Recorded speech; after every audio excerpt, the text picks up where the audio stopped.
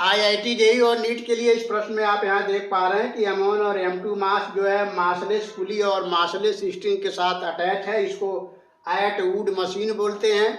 यहाँ पर M1 greater than M2 है। ऐसे में M1 और M2 का इस मास पुली अटैचमेंट में जो कॉमन एक्सेलरेशन है उसका वैल्यू जो है A = M1 - M2 upon M1 + M2 × G होता है।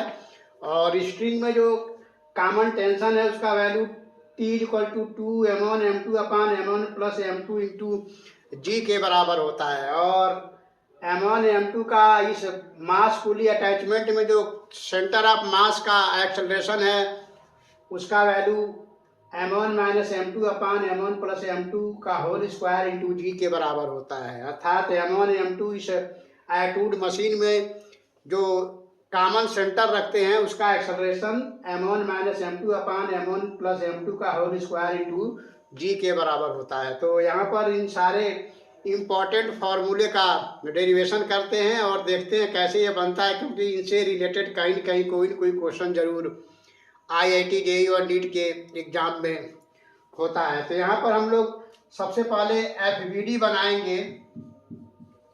FBD फ्री बॉडी डायग्राम, क्योंकि M1 हैवी है, ग्रेटर है M2 से, इसलिए वो नीचे आएगा, इसलिए इसका एक्सेलरेशन नीचे की तरफ होगा। तो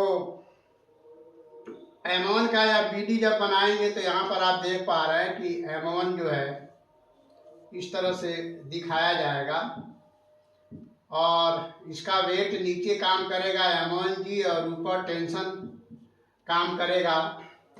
अब ये नीचे आ रहा है, इसका मतलब ये हुआ कि M1G टेंशन से ज़्यादा है और नेट फोर्स इस पर नीचे की तरफ लग रहा है, इसलिए यह इसमें बनने वाले एक्सेलरेशन इनटू मास के बराबर होगा। इस प्रकार M1G - T = M1G।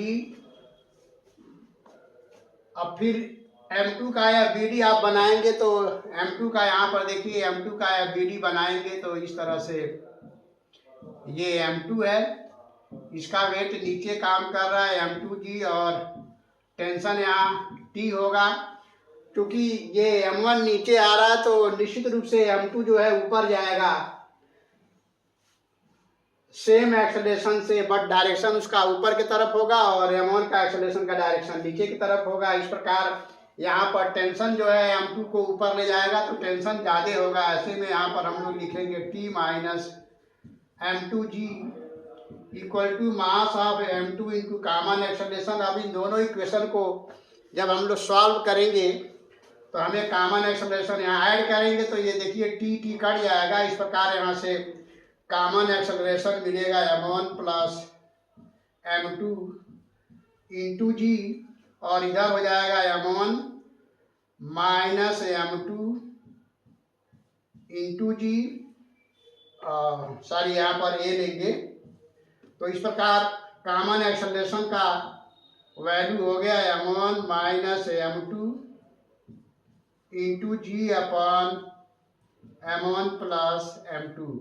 अब यहाँ पर ये जो कॉमन एक्सेलरेशन का वैल्यू आया है इसको किसी एक इक्वेशन में रख के आप सॉल्व करेंगे तो ये कॉमन टेंशन की वैल्यू आ जाएगा। T जो है इसमें जो कॉमन टेंशन है उसका वैल्यू 2M1 M2 अपान M1 + M2 × G के बराबर होगा। इस एक्सेलरेशन A की वैल्यू इसमें या इसमें किसी एक इक्वेशन में रख के सॉल्व करेंगे।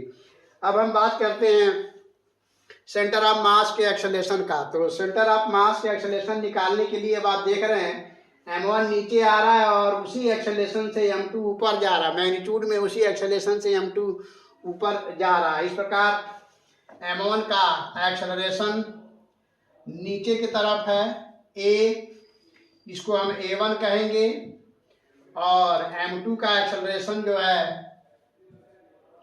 ऊपर की तरफ है, इसको हम A2 कहेंगे।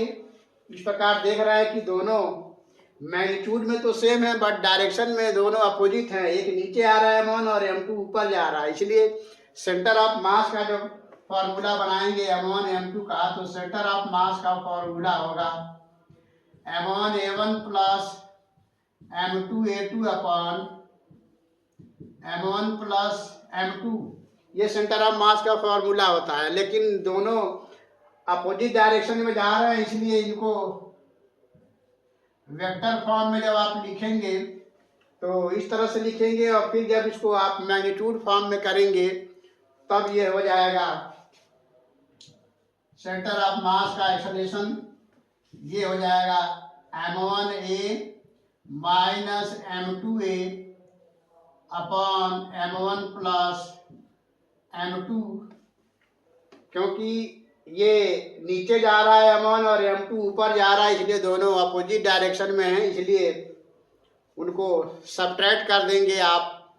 और फिर यहाँ पर a की वैल्यू रख के आप सॉल्व करेंगे तो आपको मिलेगा m1 minus m2 upon m1 plus m2 into a, और a की वैल्यू यहाँ से फिर आप इस तरह से एक्सेलरेशन इक्वल टू दिस इसमें रख के सॉल्व करेंगे तो आप देख रहे हैं कि ये कॉमन एक्सेलरेशन का वैल्यू जो है यहाँ से m1 minus m2 upon m1 plus m2, और कॉमन एक्सेलरेशन का फॉर्मूला यहाँ पे लिखेंगे तो ये हो जाएगा m1 minus m2 upon m1 plus m2 into g. तो आप देख रहे हैं m1 minus m2 upon m1 plus m2 दो बार मल्टीप्लाई हुआ है, इसलिए यहाँ पर स्क्वायर हो जाएगा कॉमन सेंटर ऑफ मास का जो फॉर्मूला है एक्सेलरेशन का, तो ये हो जाएगा m1 minus m2 upon m1 plus m2 into g, और इसका होल स्क्वायर हो जाएगा। इसलिए एटवुड मशीन में m1 m2 जो यहाँ पर दिखाया गया है, इनका सेंटर ऑफ मास का acceleration m1 minus m2 upon m1 plus m2 का होल स्क्वायर इंटू जी के बराबर इस प्रकार से होगा। तो हम समझते हैं इस तरह का प्रश्न जनरली पूछा जाता है, और इन फॉर्मूले का जनरली एप्लीकेशन भी IIT JEE और नीट के एग्जाम में पूछा जाता है। तो हम समझते हैं ये एक्सप्लेनेशन आपको काफ़ी अच्छे से समझ में आया होगा। तो फिर मिलते हैं नेक्स्ट वीडियो में किसी और क्वेश्चन के साथ, तब तक के लिए